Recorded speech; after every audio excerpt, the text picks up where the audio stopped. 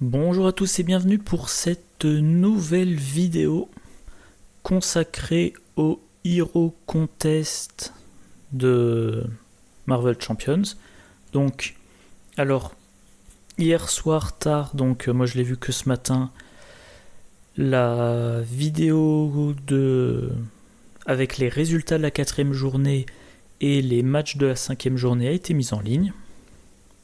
Et donc voilà, on a le formulaire de vote disponible. Alors la vidéo précédente, si je dis pas de bêtises, c'était il y a un mois, peu de choses près, vu qu'entre temps il y a eu les 3 vidéos consacrées, là on voit la 3e là, les 3 vidéos consacrées à la boîte Sinistre Motivation.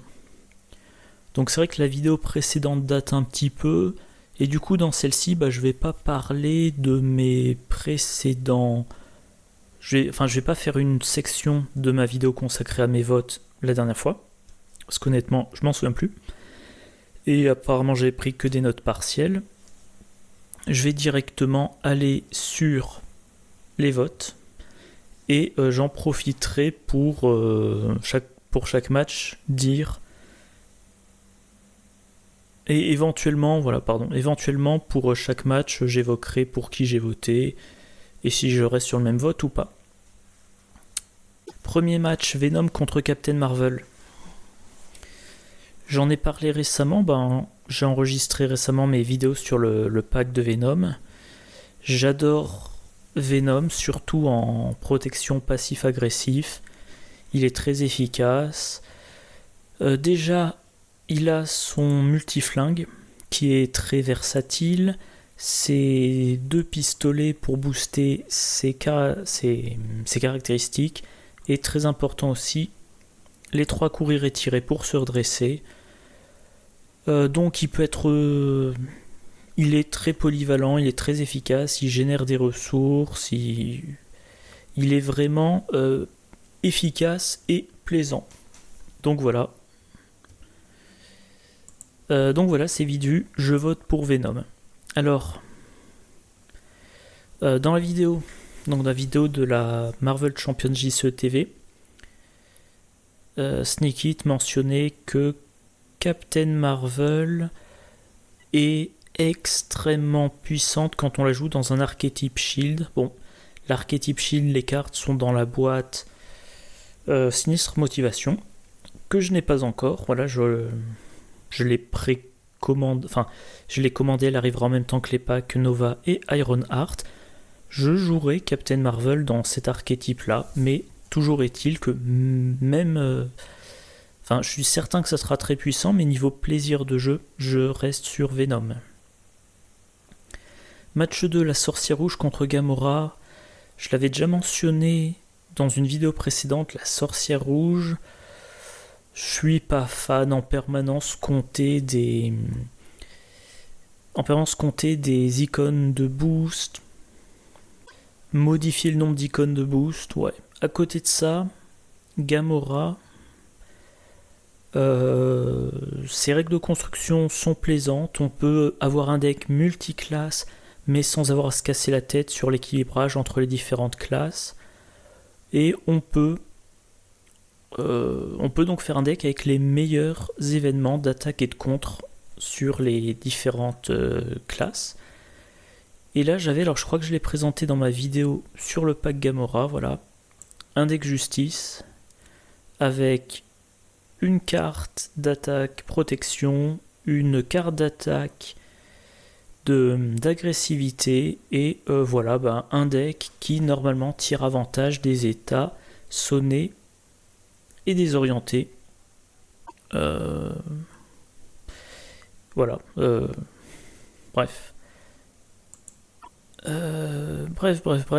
Gamora.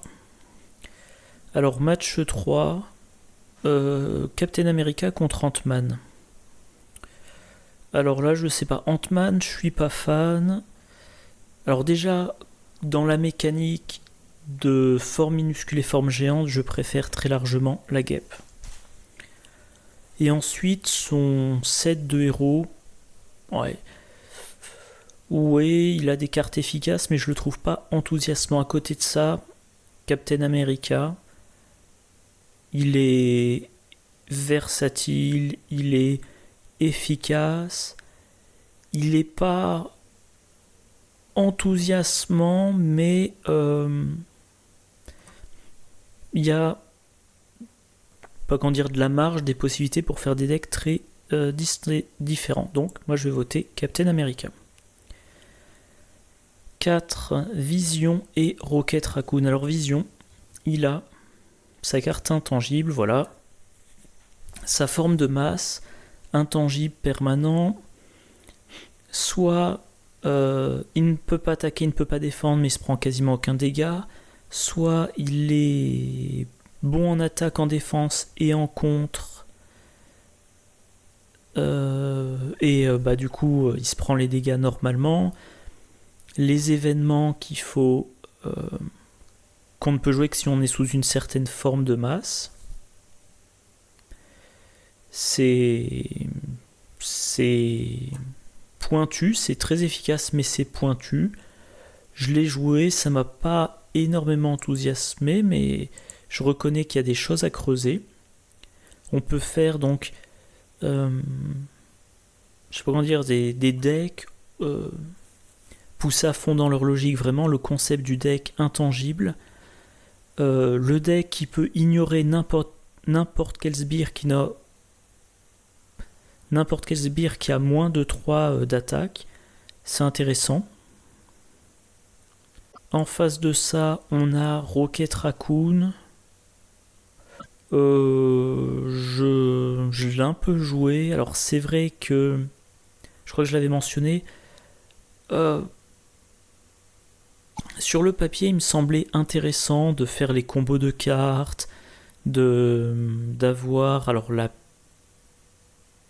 la pioche parce qu'on fait des dégâts en excès, de la pioche parce qu'on défausse les améliorations tech, mais au final, il m'a pas enthousiasmé. Donc, il y en a aucun que je trouve génial, mais disons qu'avec Vision, je pense qu'il y a des trucs à creuser, alors que Rocket Raccoon, je pense que je comprends ce qu'il y a à faire, mais que j'accroche pas plus que ça. Ah oui, un truc aussi sur Vision qui me donne un peu d'espoir, c'est que alors dans son deck, j'oublie toujours comment s'appelle cette carte-là, le soutien, la maison. Ça combotte avec les androïdes, et pour le moment des alliés androïdes, eh bien, on en a un en basique, on en a 3 en protection. En commandement, c'est Vision, donc on peut pas.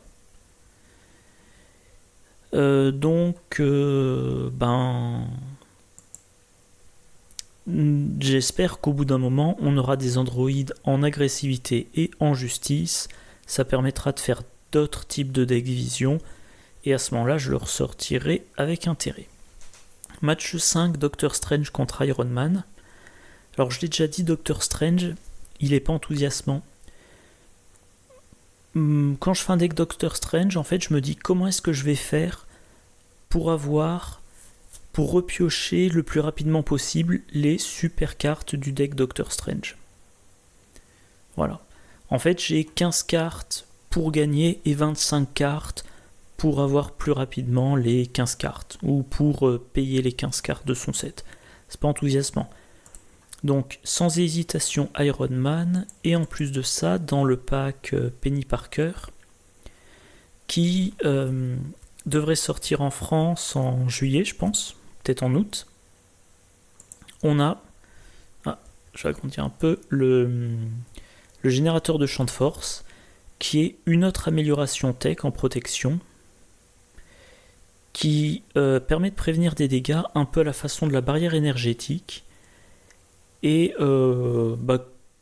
quand j'aurai le pack, quand tu auras cette carte là, je ressortirai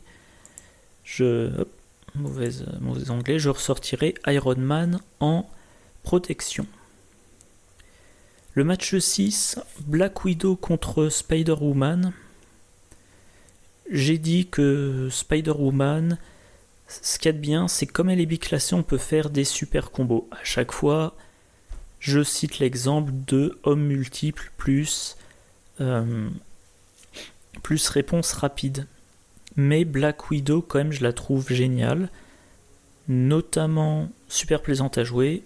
Très efficace, notamment en justice, vu que les meilleures préparations sont en justice. Et en plus de ça, voilà, le deck Alter Ego que j'avais présenté il y a quelques mois. Un deck dont le but est de ne jamais passer sous forme de héros. Et voilà, une carte très efficace quand on est sous forme Alter Ego dans le set de Black Widow, c'est le refuge 29. Et le refuge 29, qu'est-ce qu'il a de particulier? Il a le trait Shield. Et dans la boîte Sinistre Motivation, on a un certain nombre de cartes avec le trait Shield, voilà, qui forment un archétype Shield et qui promet d'être super puissant. Je ne l'ai pas encore joué, j'ai vu plusieurs personnes, donc Sneakit et Steve Kimmel notamment, dire que c'était super fort. C'est une évidence que des cartes comme Logistique Globale sont extrêmement puissantes. Donc voilà, une fois que j'aurai cette boîte là, je tenterai je ferai un deck Black Widow Justice pour jouer uniquement en Alter Ego avec l'archétype Shield. Et donc, je vote Black Widow. Match 7, Spider-Man contre War Machine. Moi, Spider-Man, j'accroche pas. Je préfère Venom. Quand il s'agit de piocher parce qu'on se fait attaquer, Venom le fait. Annuler les dégâts d'une attaque, Venom peut le faire. Donc voilà, Venom est un meilleur Spider-Man. War Machine, je l'ai peu joué. Mais lui il me plaît. Donc Spider-Man ne m'enthousiasme pas, mais War Machine est plaisant. Alors match 8, Nebula et Vif Argent. Nebula, je crois que j'ai fait quelques parties avec elle. Vif Argent, je l'ai toujours pas joué. Vif Argent, avec ses améliorations qui le boostent dans chaque stat, les cartes de son set qui boostent ses stats, et le fait qu'on peut le redresser une ou plusieurs fois par phase, moi j'ai uniquement envie de le jouer en commandement avec des cartes qui font du boost de personnages. Alors on peut le construire de différentes façons. On peut notamment le construire en protection, vu que il peut se redresser après avoir défendu. Et potentiellement, il peut défendre une deuxième fois. Donc, si on arrive à monter sa défense, qui peut défendre une fois, se redresser, redéfendre, ou défendre, se redresser, puis pendant son tour, attaquer, se redresser, attaquer, ça doit être efficace. Mais il me donne pas envie de construire des decks. Donc par défaut Nebula. En plus je me dis que le principe des techniques de Nebula s'approche un peu des préparations de Black Widow. Donc voilà. Alors là, le match 9, la guêpe contre Miss Marvel. La guêpe a mon alter ego préféré. Et Miss Marvel est probablement, alors peut-être pas mon préféré, mais un de mes héros préférés. Donc là c'est un choix difficile. Alors je suis d'accord que Miss Marvel est beaucoup plus forte, mais quand je me suis demandé, en regardant la vidéo donc de la Marvel Champions JCE TV, quand je me suis demandé pour qui j'allais voter, je me suis dit Miss Marvel, on a quand même... Enfin, je pense que j'ai vu ce que j'avais à voir avec elle. Par exemple, quand je la joue en justice, bon ben je joue d'une manière ou d'une autre, et multitâche, et une copie de danger écartée. Bon ben, à moins qu'on sorte des équivalents de ces cartes-là, mais en beaucoup plus fortes, ben j'ai pas l'impression d'avoir, pour le moment, à explorer de nouvelles possibilités de deck avec elle. À côté de ça, la guêpe. Voilà, donc la guêpe avec son alter ego qui permet de remélanger les cartes dans son deck. Là, je pense qu'il y a des idées que j'ai aperçues, mais que je n'ai pas encore eu l'occasion de creuser. Voilà, là, le jeu depuis la défausse, hein, vu que c'est le grand truc de Nadia Van Dien. Là, c'est en commandement. Voilà, en se basant sur appel à l'aide, on défausse des cartes du dessus de son deck. Sinon, alors la carte en français, c'est pas déflexion, je crois que c'est déviation. Voilà, cette carte-là. Quand une identité devrait subir n'importe quelle quantité de dégâts d'une attaque, prévenez jusqu'à 5 de ces dégâts. Défaussez des cartes du dessus de votre deck. Enfin, défaussez depuis le dessus de votre deck autant de cartes que la quantité de dégâts prévenus de cette façon. Vu que Nadia Van Dien peut récupérer des cartes de la défausse, je pense que avec les cartes qu'il y a maintenant et peut-être les cartes qui viennent plus tard, il y a des idées à creuser du côté d'un deck qui aurait des effets intéressants en meulant la pioche.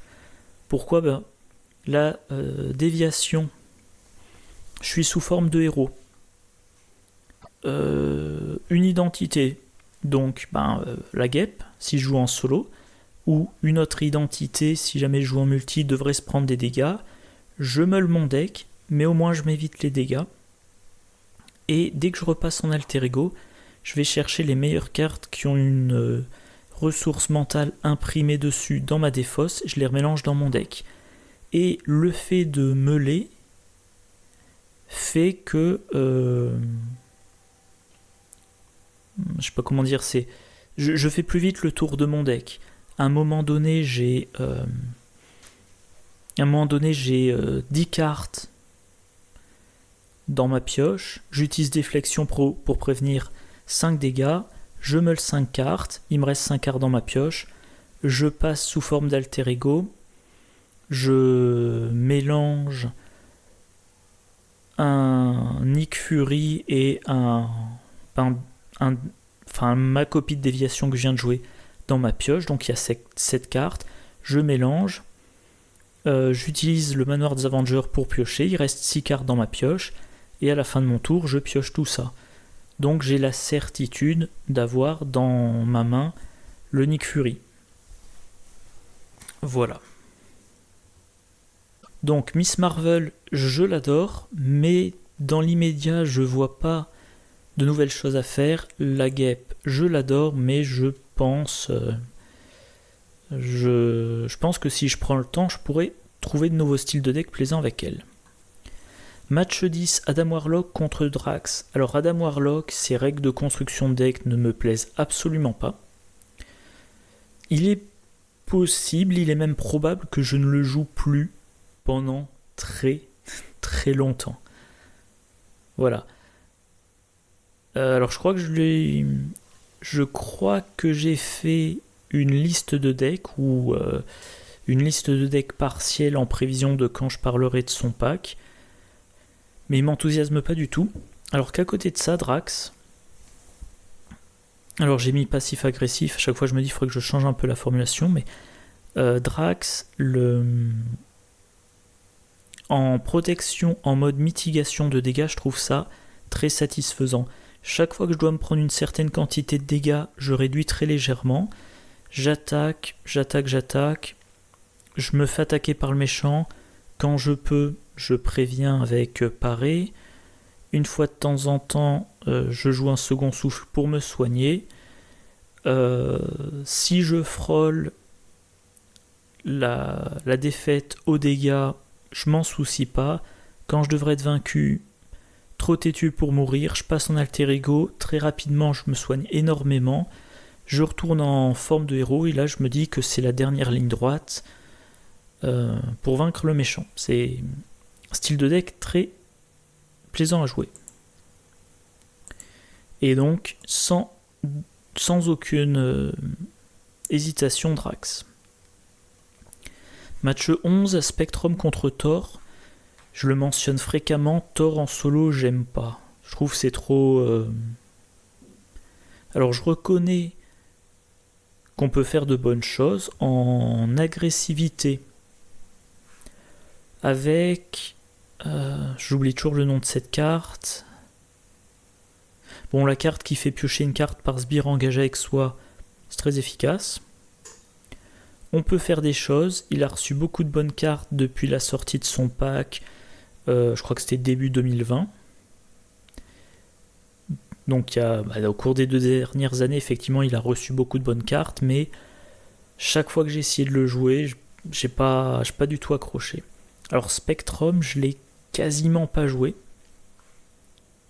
Spectrum, je l'ai quasiment pas joué. Dans la vidéo sur son pack que j'ai déjà enregistré, il me semble, j'ai dit que je trouvais décevant que son pack soit aussi versatile. 3 événements pour le contre, 3 événements pour l'attaque, 3 événements pour la défense, 3 événements pour passer sous une forme qui permet de changer de capacité améliorée, mais elle est quand même plus intéressante que Thor pour moi. Et encore une fois, voilà, un autre héros, en l'occurrence une autre héroïne, qui me donne envie de faire du passif-agressif. Voilà. Donc, après mon déménagement, une fois que j'aurai redéballé tous mes cartons et ressorti toutes mes cartes, hâte de profiter de sa forme de pulsar. Voilà, sa forme de pulsar, son bouclier pulsar et tous les événements de défense pour faire du dégât tout en défendant. Match 12, Groot contre Star-Lord. Alors là, un autre match difficile. Star-Lord, il me semblait plaisant. Je l'ai testé, alors en duo, et je me suis à chaque fois fait éclater. Groot, je l'ai testé, mais j'ai eu le problème que je le trouvais lent. Alors je l'ai testé, je crois, uniquement en solo. C'est-à-dire que je ne suis pas vaincu, mais comme je vais très lentement, le scénario avance. Et potentiellement, il avance jusqu'au point où il y a tellement de grosses bières costauds. Je rappelle qu'on a maintenant le pack The Hood avec Mr. Hyde, avec le set Piller l'armurerie, avec diverses choses assez bourrines, le set Les Démolisseurs. Donc voilà, Groot, il encaisse, mais comme il n'avance pas dans le scénario, le scénario, le deck rencontre est fini, donc on a une accélération, et puis on se retrouve avec 2 grosses bières, et puis pendant le deuxième tour du deck, éventuellement, on pioche l'ombre du passé, et on perd un peu le contrôle de la partie. Star-Lord, sur le papier, il y a plein de combos intéressants à faire avec lui. Allez, je vais voter Star-Lord, mais un peu par défaut. Alors, match 13, Hawkeye contre Miss Hulk. Je vais voter Hawkeye, parce que moi, Hawkeye, j'ai pris beaucoup de plaisir à le jouer. Alors, ça remonte un petit peu. C'était contre la campagne L'Avènement de Crâne Rouge. Alors, on me souviens plus si c'était en standard ou en expert. J'avais fait un deck, voilà, récursion de Mockingbird. Des soutiens pour fournir des ressources, de la pioche, diminuer le coût des cartes. Mockingbird, et voilà, le méchant m'attaque, je paie une ressource, je la renvoie dans ma main, je me prends pas de dégâts, à mon tour, j'utilise tout ça, je la remets en jeu, je l'utilise, voilà, contre 2-2 ou attaque 2-2, Hawkeye, il fait ce qu'il a à faire, et face du méchant, de nouveau, j'annule l'attaque, à mon tour, je joue Mockingbird et je l'utilise, c'est très efficace. Très plaisant. Alors oui, Hawkeye est fragile. Oui, il se fait probablement exploser contre un scénario rapide. Mais j'avais trouvé ces decks-là. J'avais trouvé ce deck-là très intéressant à jouer. Et maintenant que j'y pense, en commandement, je pense qu'il y a aussi la possibilité de faire des choses intéressantes avec l'état-major. Voilà, l'état-major, ce soutien qui permet, en dépensant un jeton, de redresser un allié une fois par round. Et ben, qu'est-ce que ça veut dire ? Ça veut dire que Mockingbird, à son tour, on la joue, on l'utilise. Avec l'état-major, on la redresse, on la réutilise. Face du méchant, pareil, on paye, on la renvoie dans sa main, on annule les dégâts. Et donc tout simplement, Mockingbird, une ressource pour la renvoyer dans sa main, 3 ressources pour la jouer, et une utilisation, vu qu'on le fait à chaque round avec l'état-major, on paye 2, puis à chaque round on paye un total de 4, mais pour 2 plus 2. Et à 3 reprises, au bout de 3 fois, il faut remettre en jeu un état-major. Voilà, donc c'est pour ça que moi j'ai une meilleure opinion d'Hawkeye que beaucoup d'autres personnes. Match 14, Hulk. Alors là je suis partagé, parce que Hulk, je ne le déteste pas comme certains. C'est loin d'être mon préféré, mais on peut faire des choses avec lui. D'ailleurs, j'ai enregistré tout à l'heure une vidéo, je suis en train de la monter. Voilà, une vidéo dans laquelle j'explique comment je réfléchis quand je fais un deck Hulk, et dans une vidéo dans laquelle j'explique en quoi, une fois qu'on a accepté l'idée de compenser la faiblesse de son absence de contre, de sa faible taille de main et du fait qu'on défausse la main à la fin de son tour, il n'est pas si horrible que ça. Donc je serais tenté de voter pour lui, pour qu'il ne soit pas immédiatement éliminé et qu'il puisse peut-être encore tenir un petit peu. D'un autre côté, si je vote contre lui, je donne plus de chance à ceux qui sont juste au-dessus et juste au-dessous. Groot et Star-Lord, si les deux sont éliminés, ça me gênera pas trop. Hawkeye et Miss Hulk, pareil. Et derrière, Black Panther et Valkyrie, je suis pas super enthousiaste. Donc je vais quand même montrer mon soutien à Hulk. Ah oui, et donc cette idée que certains sont déjà quasi sûrs d'être éliminés au fond du classement, c'est lié au classement, le nombre de points qu'ils ont eu, le nombre de points qu'ils peuvent encore avoir, leur place, le système. Je crois que c'est les 8 premiers. Voilà, les 8 premiers, donc jusqu'ici. Enfin, non, les 8 premiers. Les 8 premiers à l'issue de cette journée iront au 8e de finale, si j'ai bien suivi. Les autres feront des barrages. Bon, ça, c'est des histoires de tableaux, de tournois. Moi, je suis pas amateur de sport, je n'ai pas trop suivi. Je m'en fous un peu.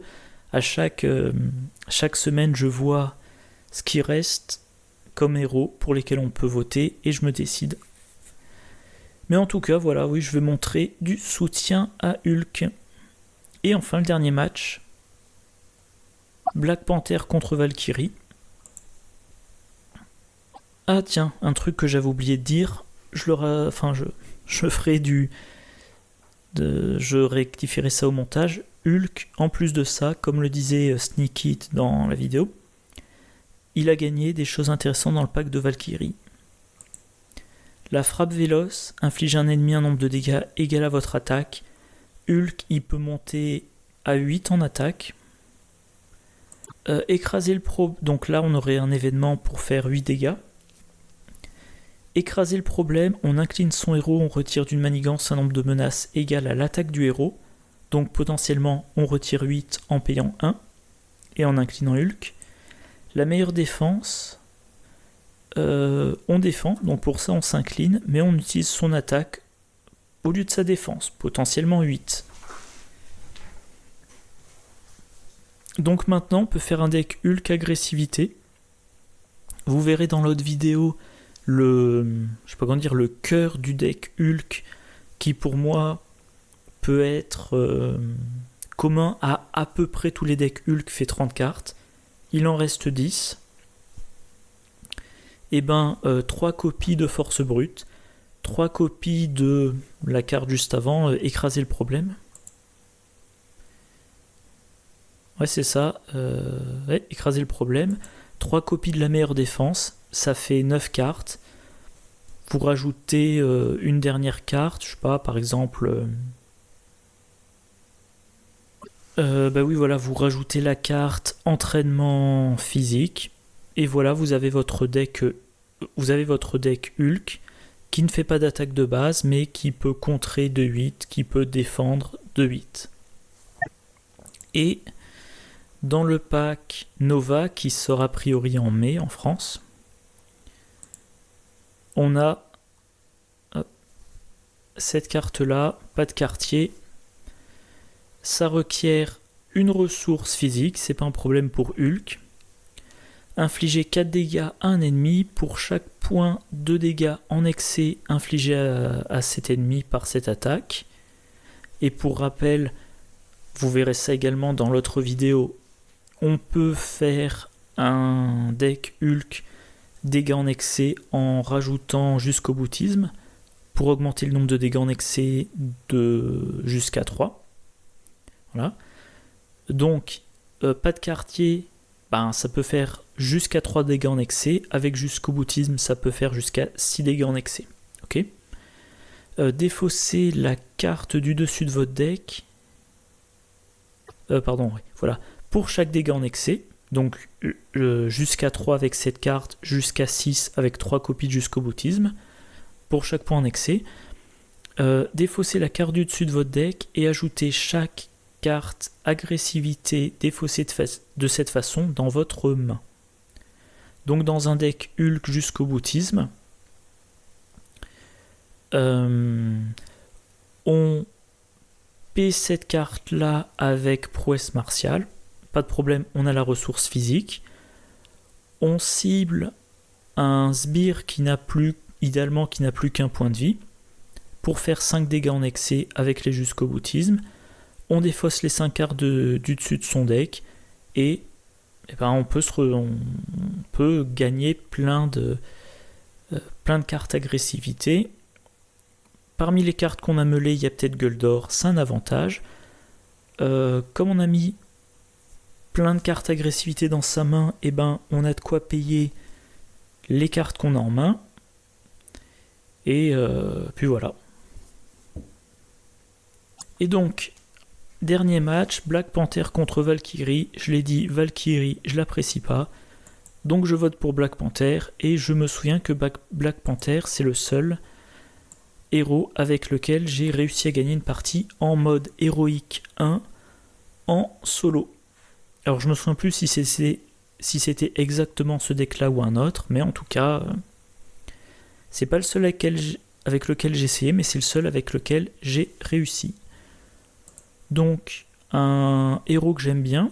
Lui aussi peut faire de bonnes choses en protection style passif-agressif. Je l'aime bien. Il s'est montré très efficace, donc je vais voter pour lui. Et voilà, j'ai rempli mon formulaire. Alors, je vais le valider. Comme d'habitude, on croise les doigts pour qu'il n'y ait pas de petits bugs. Voilà. à voter. Alors comme d'habitude, j'espérais faire une vidéo de 10-15 minutes, j'ai fait plus du double. Du coup, est-ce qu'il y a d'autres remarques à faire? Dans les prochaines semaines, je vais continuer mes vidéos de déballage de packs. Voilà, Venom, l'ombre du Titan Fou, Nebula, War Machine, Valkyrie et Vision. À ce stade-là, j'aurais quasiment rattrapé mon retard. Sinistre Motivation, Nova et Ironheart, je reçois tout ça en mai, en d'un seul coup. Entre l'archétype Shield, qui marchera très bien avec Captain Marvel en alter ego, qui marchera très bien avec Black Widow, notamment en alter ego, qui pourra marcher très bien avec d'autres héros, je pense, avec Monica Chang, voilà. Mince. Avec Monica Chang qui fait de la récursion et qui a une icône de ressources mentales. Et ben je jouerai Monica Chang dans un deck, la guêpe. Je pense que j'ai déjà évoqué ce deck là. Il y a différentes façons de jouer l'archétype Shield. À côté de ça, il y a l'archétype Web Warrior qui sera très intéressant. On a alors, je sais plus si ça on l'a déjà eu dans un autre deck. Non. On a un événement défense intéressant. Voilà, Jump Flip. Je sais plus comment ça s'appelle, peut-être sauter de côté. Mais, qui m'amènera à rejouer des decks passif-agressif. Et puis, voilà, Ironheart et Nova semblent très intéressants. Ils ont des cartes très intéressantes dans leur pack. Donc, je pense qu'une fois que j'en serai arrivé au déballage du pack Vision, je ferai plein de vidéos de parties pour Marvel Champions. Enfin, j'en enregistrerai plein pour les diffuser au fil du temps.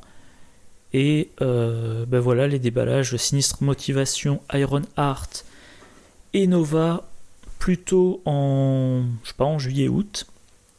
Et pendant ce temps-là, je rebasculerai plus sur Arkham.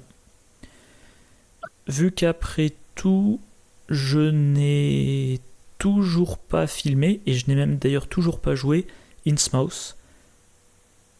Voilà. Ensuite, il y aura Aux confins de la Terre, et ensuite, rendu à ce point-là, il y aura peut-être déjà la sortie du cycle suivant, Scarlet Keys, qui est annoncé assez récemment. Bon allez, moi je vais m'arrêter là, je vais vite passer au montage pour essayer de mettre la vidéo en ligne ce soir, vers 19h. Je vous souhaite une bonne journée, une bonne soirée, de bonnes parties, et je vous dis à la prochaine, au revoir.